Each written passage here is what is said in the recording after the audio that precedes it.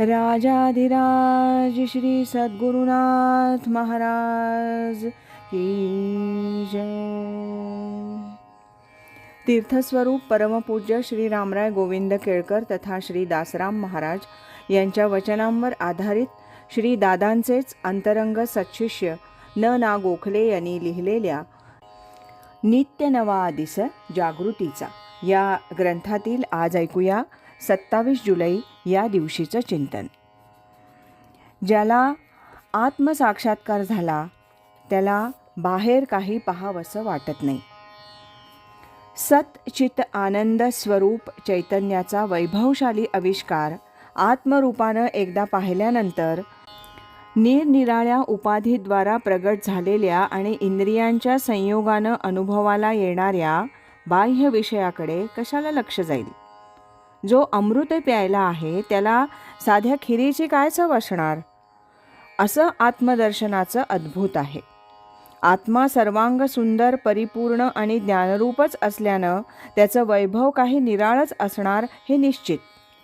आम्हाला त्याचा अनुभव नसल्यामुळे आम्ही बाहेरच्या जगात विविध माध्यमातून आनंद शोधण्याचा प्रयत्न करत असतो आणि निरनिराळ्या वस्तू दृश्य यातून तो शोधण्याचा प्रयत्न करतो, परंतु तो कधीच यशस्वी होत नाही.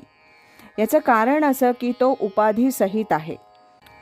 बाहेरचं दृश्य बघत असताना जर आमची मानसिक स्थिती नीट असेल, उत्साही असेल, आनंदी असेल तर त्या बाह्य दृश्याकडे बघून आम्हाला आनंद वाटणार. तसं नसेल तर दृश्य तेच पण मनाला समाधान आणि आनंद देणारं ठरत नाही. याचाच अर्थ बाह्य विषयातल्या आनंदाचं स्वरूप हे सापेक्ष आहे.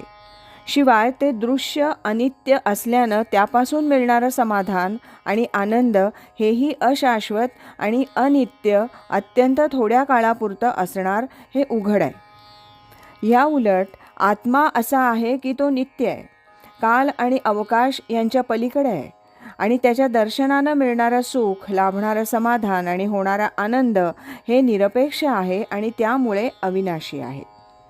मग एकदा हा आनंदाचा ठेवा हाती लागल्यानंतर मग बाहेरच्या अपूर्ण आणि उपाधीसहित दृश्याकडे आनंदासाठी कोण धाव घेणार.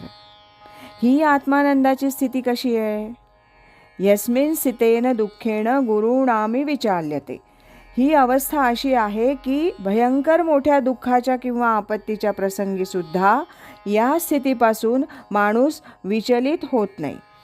म्हणून आत्मदर्शन, स्वरूपदर्शन हे परमार्थातलं उच्चतम ध्येय आहे.